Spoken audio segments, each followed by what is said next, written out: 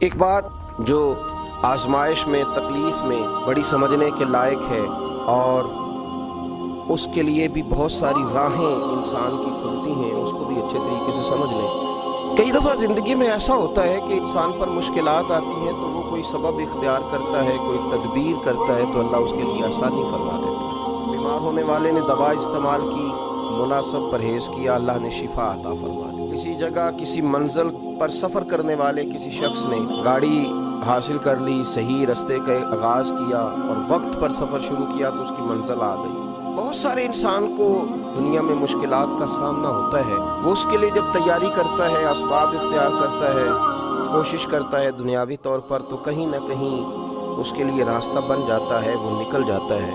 لیکن کبھی کبھی زندگی میں ایسا بھی ہوتا ہے کہ چاروں جانب اندھیرا نظر آنا شروع ہو جاتا ہے، محسوس ہوتا ہے کہ نکلنے کے راستے سارے مسدود ہوتے چلے جا رہے ہیں۔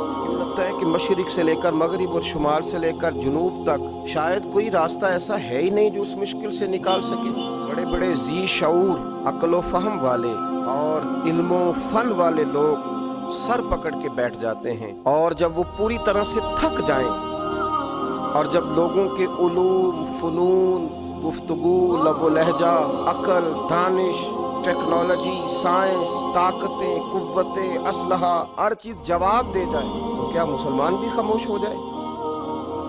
جب سب علم و فضل والے ہتھیار پھینک دیں اس وقت پھر کیا راستہ اختیار کیا جائے کہ راستہ بن جائے، آسانی ہو جائے، منزل کی طرف بڑھنے کے لیے سواری کا بندوبست ہو جائے؟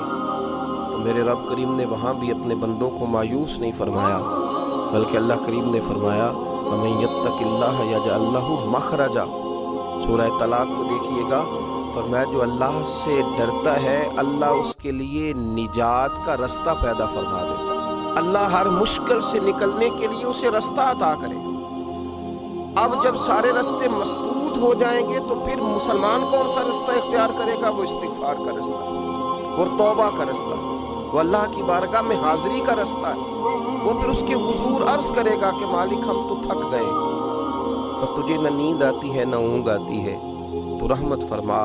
پھر لوگ استغفار کریں گے، پھر اس کی بارگاہ میں حاضری دیں گے، پھر اس کو منائیں گے، اور جب استغفار کا راستہ اختیار کیا جائے گا تو رب فرماتا ہے یجعل لہ مخرجا، میں ہر مشکل سے نکلنے کا راستہ عطا کروں گا، ویرزقہ من حیث لا یحتسب، اور تمہیں وہاں سے روزی دوں گا کہ تمہارا گمان بھی نہیں ہوگا، تم نے سوچا بھی نہیں ہو۔ حضرت ابن عباس رضی اللہ تعالیٰ عنہ بیان فرماتے ہیں کہ نبی پاک صلی اللہ علیہ وسلم نے فرمایا جس نے استغفار کو لازم پکڑ لیا، جس نے اپنے اوپر لاگو کر لیا کہ مجھے اب استغفار کرنا ہے، مجھے اپنے رب سے بخشش مانگنی ہے، جس نے استغفار کو لازم پکڑ لیا، جو اب سارے راستے چھوڑ کے استغفار کے راستے پہ چل پڑا۔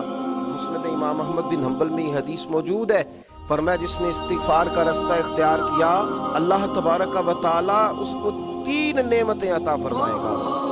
یا رسول اللہ صلی اللہ علیہ وسلم کون سی؟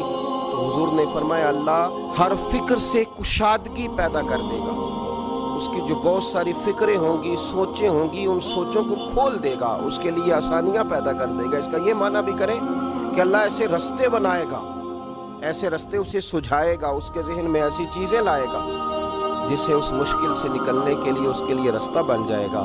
اور پھر نبی پاک صلی اللہ تعالیٰ علیہ وآلہ وسلم نے ارشاد فرمایا کہ اللہ تعالیٰ اس کے لیے ہر تنگی سے نکلنے کی راہ پیدا کر دے گا۔ ایک تو اس کے فکر کو کشادگی دے گا، اس کی سوچ کو کھول دے گا، ایک ہر تنگی سے نکلنے کے لیے راستہ بنائے گا۔ جب گھٹن ہو چکی ہوگی، اندھیرا چھا چکا ہوگا، تو جو استغفار کو لازم پکڑے گا اللہ اس کے لیے راستہ بنائے گا۔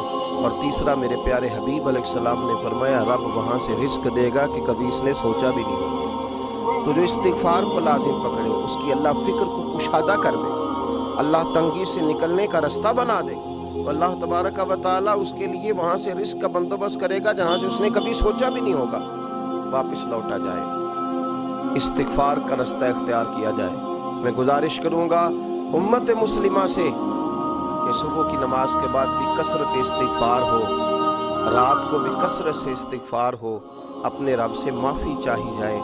جب بندہ استغفار کرتا ہے تو مالک پھر رحمت کی برکھا برساتا ہے، پھر وہ کرم کے بادل برساتا ہے، پھر وہ آسانی کرتا ہے۔ امید ہے کہ کہ جب ہم جیسے گناہگار ندامت کے آنسو بہائیں گے تو عرش کا مالک رحمتوں کے دروازے کھول دے گا۔ اللہ سمجھنے کی توفیق عطا